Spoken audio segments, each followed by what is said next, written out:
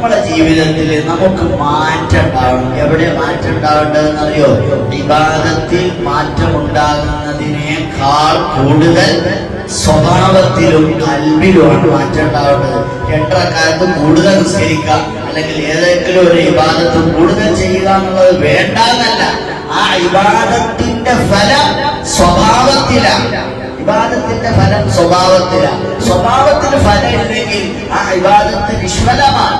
അതുകൊണ്ട് ഇബാദത്തിലൂടെ, നല്ല മജ്‌ലിസുകളിലൂടെ നമുക്ക് പെരുമാറാൻ അറിയണം. വീട്ടിൽ ചെല്ലുമ്പോ ഹബീബായ നമ്മളെങ്ങനെ വീട്ടിലേക്ക് വന്നത്, സലാം പറഞ്ഞ് കയറി വന്നു, നല്ല നല്ല സംസാരങ്ങൾ അവർക്ക് കൊടുത്ത്, നമ്മളുടെ ഉമ്മമാര്, സഹോദരിമാര്, ഭാര്യമാര്, നമ്മളെ മക്കളെ നോക്കുന്ന, മക്കൾക്ക് ഖിദ്മത്ത് ചെയ്യുന്ന, എല്ലാം ഉപേക്ഷിച്ച് നമ്മളെ സ്നേഹിക്കുന്ന നമ്മുടെ ഭാര്യമാർ, നമ്മുടെ സഹോദരിമാർ, നമ്മുടെ ഉമ്മമാർ, അവർക്കെല്ലാം അല്ലാഹു ഖൈറും ബർക്കത്തും റഹ്മത്തും നിഅമത്തും അല്ലാഹു അവർക്ക് വർദ്ധിപ്പിച്ചു കൊടുക്കട്ടെ.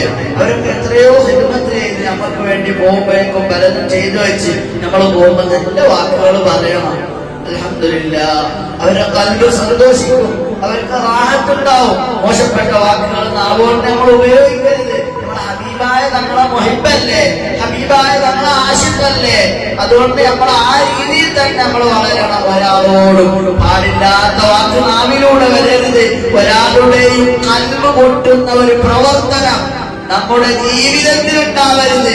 എന്തുണ്ടായാലും അങ്ങനെ ഒരു മനുഷ്യന്റെ ഖൽബ് വേദനിച്ചാൽ പിന്നെ നമുക്ക് രക്ഷപ്പെടാൻ കഴിയൂല. അത് വലിയ പ്രശ്നമാണ്, വലിയ വിഷയമാണ്. അതുകൊണ്ട് അല്ലാഹു തആല നമ്മളെ നന്നാക്കി തരട്ടെ.